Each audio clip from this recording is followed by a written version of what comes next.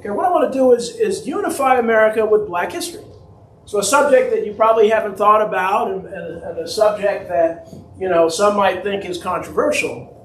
But we're in a time of really unprecedented division. This idea is you need to be more like me, and I need to be more like you.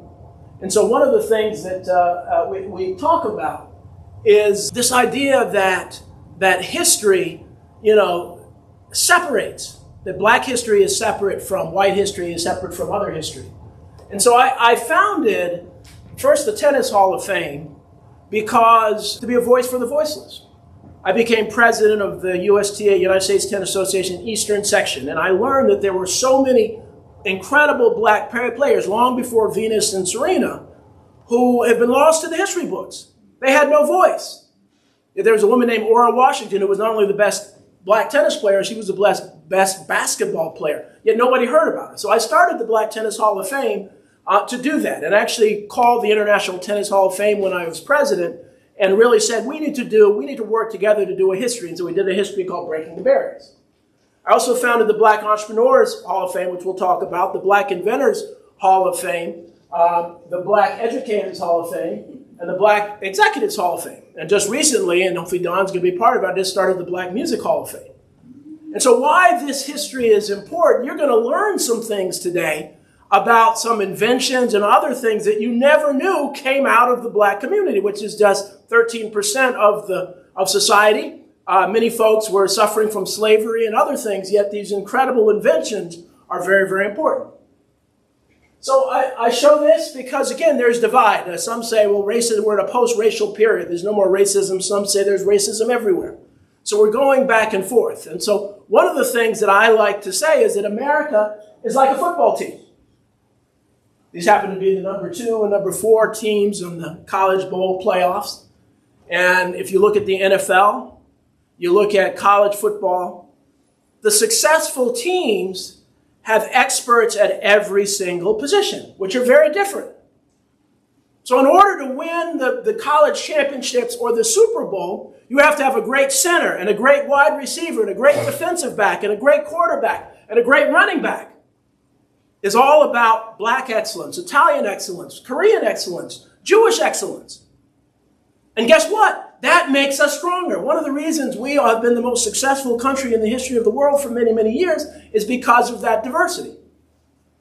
And so when we begin to think about that, think about a football team. What we try to do when we try to eliminate this history, we're trying to make a football team of all Tom Brady's. But that's what we're trying to do. We're trying to erase this history instead of coming together. So part of what we want to do with the Black Halls of Fame is to really set the stage so that we can have Irish Halls of Fame and Italian Halls of Fame and Jewish Halls of Fame so that we can celebrate the diversity that really makes this country fantastic.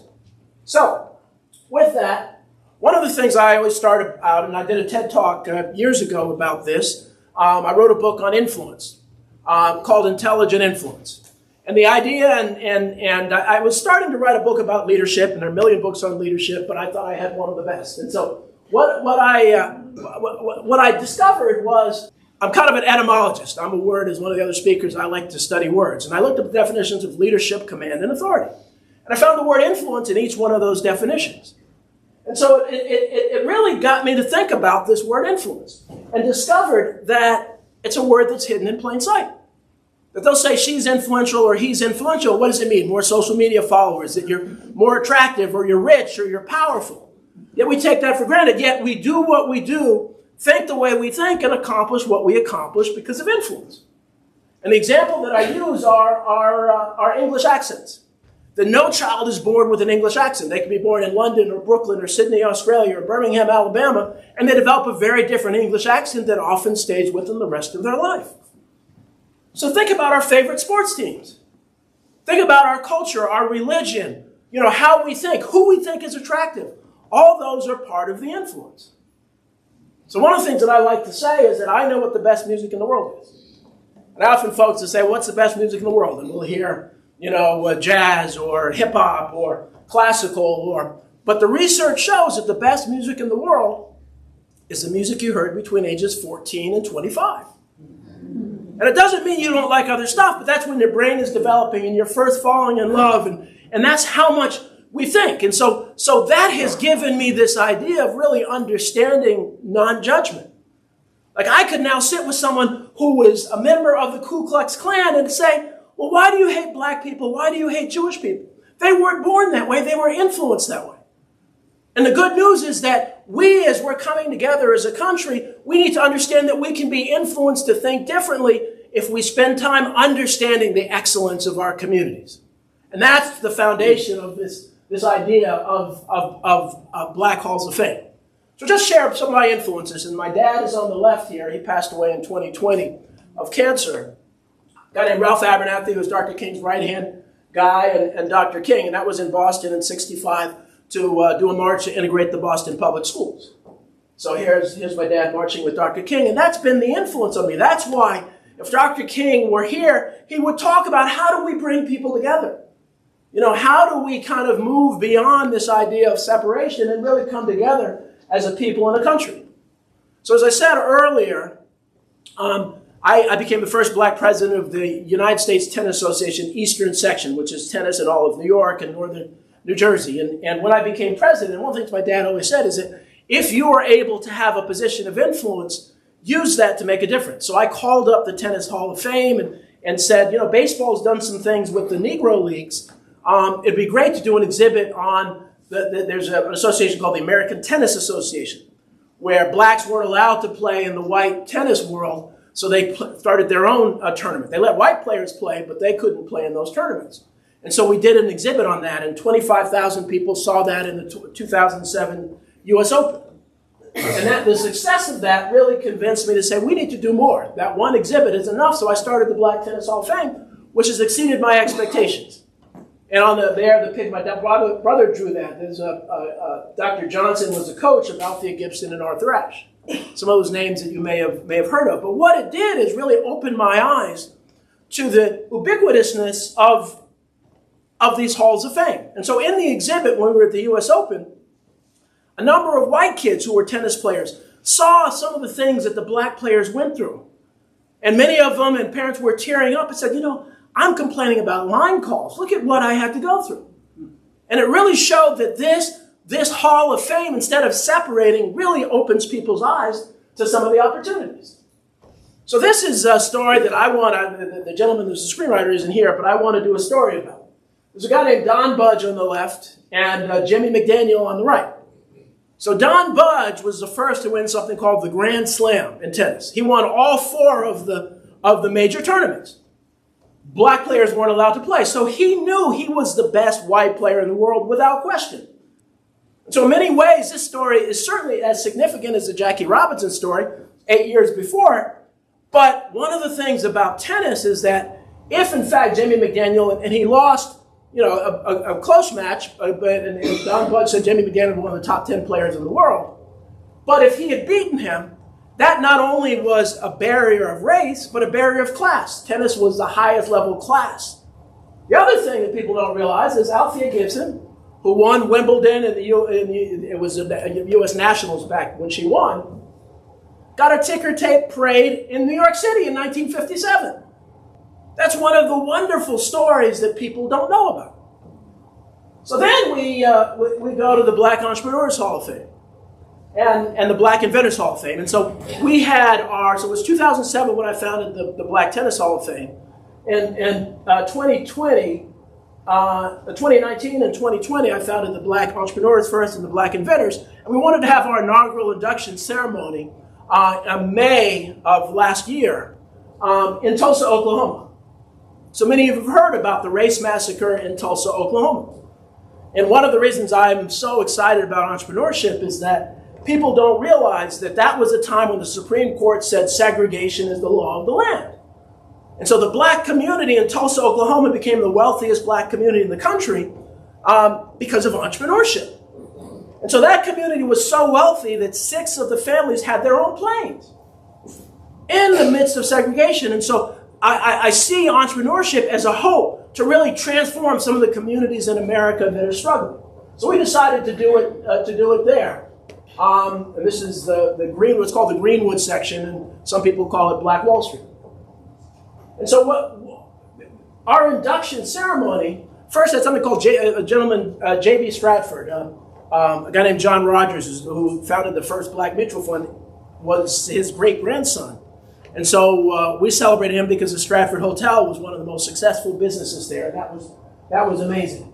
Albert White was there representing something called Network Solutions. So I'm going to say some things that you would never know. So Network Solutions was the first company in America to hand out web addresses. A black-owned company. They were the first to give you the .coms. People don't realize that. Then they were sold to another larger public company, and the Black Inventors Hall of Fame. Gladys Mae West did the calculations for the GPS. We had Mark Dean, who was a co-inventor of the IBM PC. Black man. Dr. Patricia Bath got a patent for laser cataract surgery. Dr. Lonnie Johnson, who was there, who is a real rocket scientist, did the Super Soaker water gun. And I'm sure many of you have played with that. And he was actually inducted both the inventors and the entrepreneurs. This is the trophy that we had for those halls of fame. And it was a mixed crowd and really a celebratory opportunity. So the Black Educators Hall of Fame.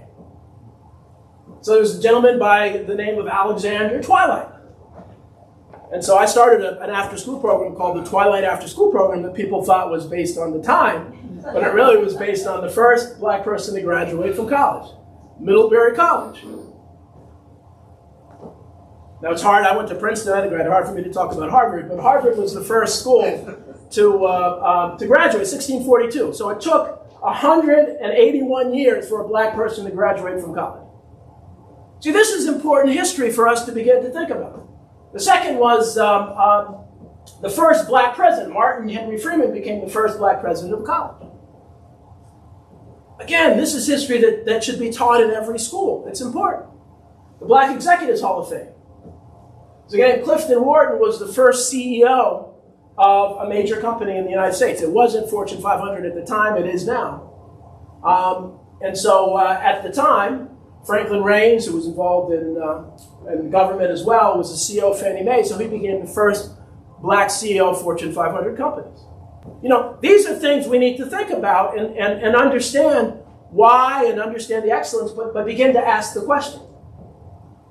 So this is a group of some of the folks that I had appointed as executive. James Howard, who was a big guy when I founded the Black Inventors Hall of Fame.